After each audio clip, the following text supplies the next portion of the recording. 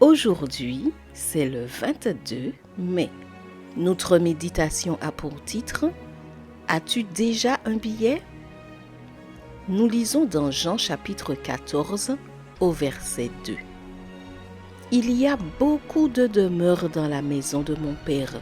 Sinon, je vous l'aurais dit, car je vais vous préparer une place. » Un article publié dans le magazine Sélection en janvier 2019 a attiré mon attention car il traitait des voyages dans l'espace.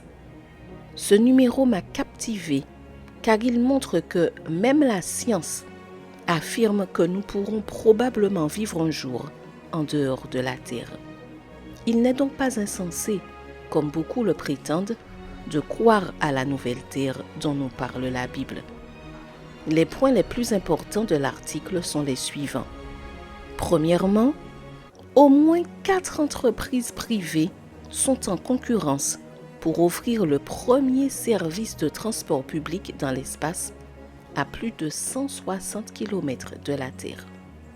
Les touristes pourront y expérimenter l'absence de la gravité et profiter de vues exceptionnelles.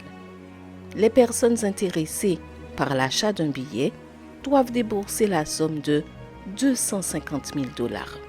En janvier 2019, 700 places étaient réservées. Deuxièmement, la société britannique Vodafone, en partenariat avec la société finlandaise Nokia, construit le premier réseau 4G sur la Lune.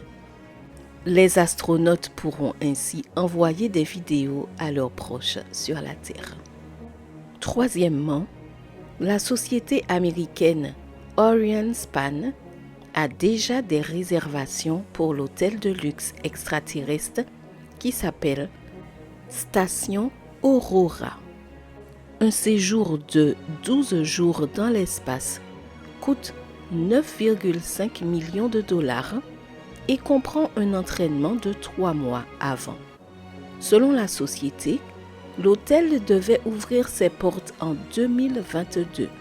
Cependant, les personnes intéressées par le tourisme spatial attendent toujours leur voyage tant désiré. La promesse faite par Jésus avant de monter au ciel de nous emmener vivre avec lui n'est pas une promesse en l'air, c'est une réalité bénie. Mais malgré cela, il est possible qu'après toutes ces années passées à croire en cette promesse, nous n'ayons toujours pas fait de plan pour le voyage. La bonne nouvelle, c'est que nous n'avons pas besoin d'un réseau 4G pour communiquer avec les êtres célestes, car le Saint-Esprit transmet gratuitement nos prières au ciel. Nous n'avons pas non plus besoin d'engager une société de transport ou de payer des milliers de dollars pour notre transport, car Jésus lui-même viendra nous chercher et nous emmènera sur sa nuée. Et soulignons que nous n'aurons pas à dépenser 5,9 millions de dollars de nos économies pour séjourner dans un hôtel extraterrestre, car lorsque nous arriverons au ciel, nous aurons une maison que Jésus lui-même aura préparée. Tu y crois? Ton billet est acheté.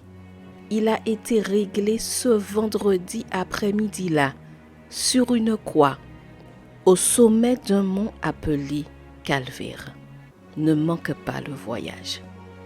Post-scriptum, heureuse de ma maison céleste. Que la grâce et la paix du Seigneur reposent sur toi en abondance.